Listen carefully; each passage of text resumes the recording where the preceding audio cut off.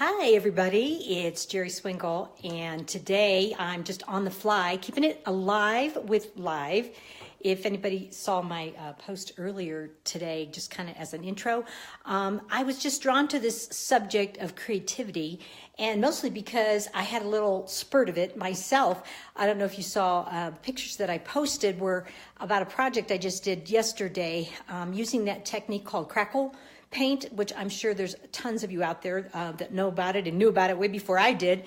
And I gave it a shot on a piece that we have because I wanted it to blend with the other pieces in the room.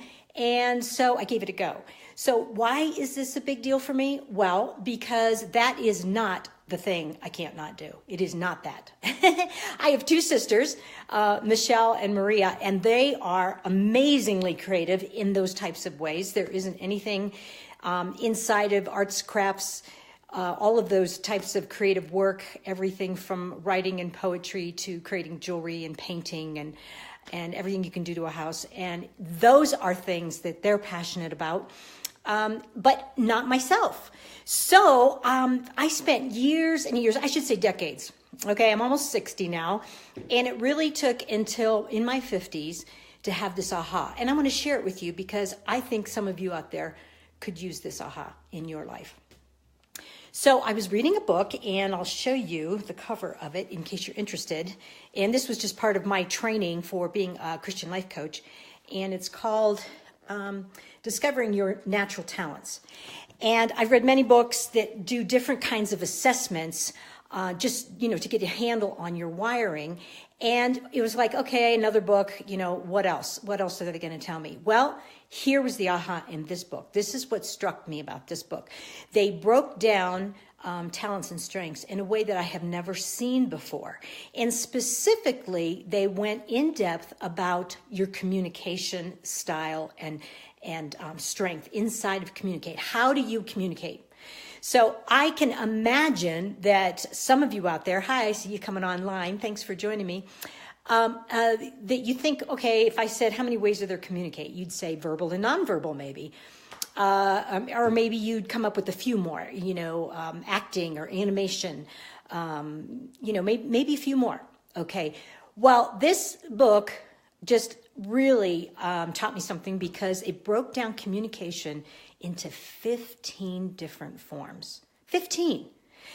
And in and amongst the ways that they were describing that you can communicate, and it's all an assessment, so you're putting numbers and so forth to all this to kind of figure out where you're strongest. And where it said that I was strongest in communicating was number one, conversing, which makes sense. I'm a conversationalist, and I love asking questions, hence the life coaching. But the second strongest out of 15 for me was with forms and colors and shapes. Hi, Ree. And so I was amazed because I thought to myself, wow. So since I was a little girl, I loved playing with clothes. I loved making an outfit out of just about nothing, which you had to do being one of 9 children. I did not have a wardrobe like the rest of the girls that I went to school with, so I had to be inventive. But I really enjoyed that. And then as I became a wife and a mother, another thing that I really enjoyed is being creative with food. And not just cooking food, but the way it looks, presenting the food. And then another thing I was passionate about, I always have been, is decorating a home. And I love everything down to the very placement of the objects. And so as I'm taking this assessment and I'm realizing that one of my top communication forms is forms and colors, all of a sudden, I realized that for all those years, number one, that is me being creative. And number two is I was expressing myself. So I don't know about you, but this was big for me because being one of 3 sisters where the 2 other sisters are extremely artistic, I always said, well, I'm not the creative one. I would say Maria's the creative one, or Maria and Michelle are the creative one. And I just kind of wrote that off like, that's not me. And maybe you feel that way too, if you aren't really good or naturally good at things that we think about being crafty or artistic. And I thought that of myself. And so that day, what the Lord spoke to my heart is, he put together the fact that he is the creator. There's that word, create. and he created me creatively. And how I know that is because he told me that I am made in his image. So if we have a creative creator that made us, that means creativity is in us. So then it becomes, if we're sure of that, if we're convinced of that, it becomes then how do I reflect my creator's creativity? And so there are many ways. So I learned something about myself and also made a huge connection between me and my Lord. And that is, I never say that now. I do. If someone says, are you creative? I say, yes, I am. And so are you. And because there isn't one of us being made by the creator that wasn't imbued with his creativity. So I just encourage you today, this is to circle you back to the concept of figuring out your wiring, the package that God created you to be. So today I'm talking about creativity. Think about that. If this might be an aha for you, and if it is, please share it with me. Put a comment up. I see some comments here coming up. Please talk to me if this is something that is striking you as, wow, I never thought about that.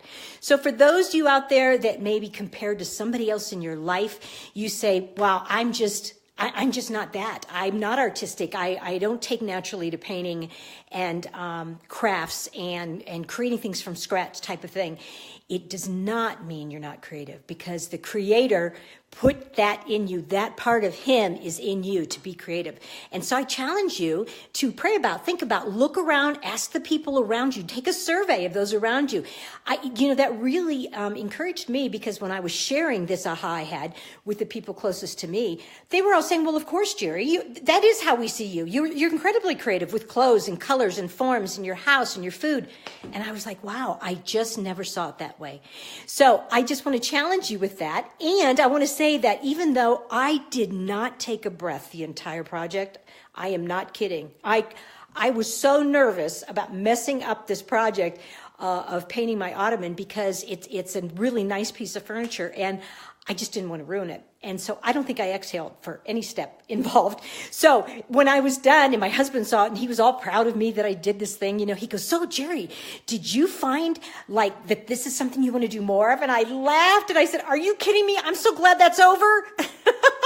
So no, it is not the thing that I can't not do. But what the thing I can't not do is encouraging you to find what ways God made you creative. And if you're interested in this book, take a look at it. It's called Discovering Your Natural Talents. And it's not a new book. It's been out for at least a decade. John Bradley and Jay Carty are the authors. I'd be happy to send you that information too, if you let me know.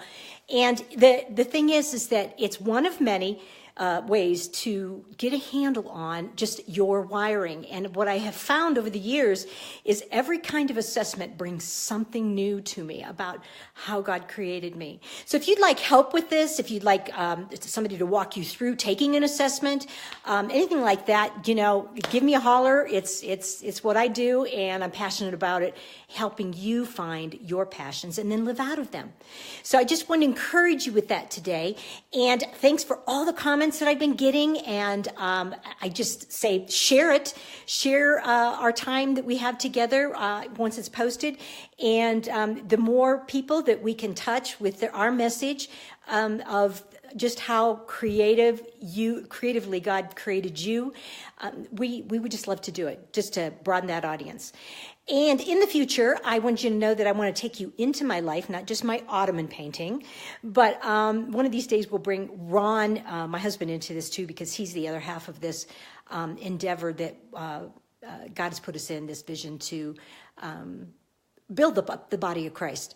And so I would love to bring him on camera as well, because he is as the people that know him out there that are watching, he is a work. He is a work. He's very entertaining. So anyway, have a wonderful day.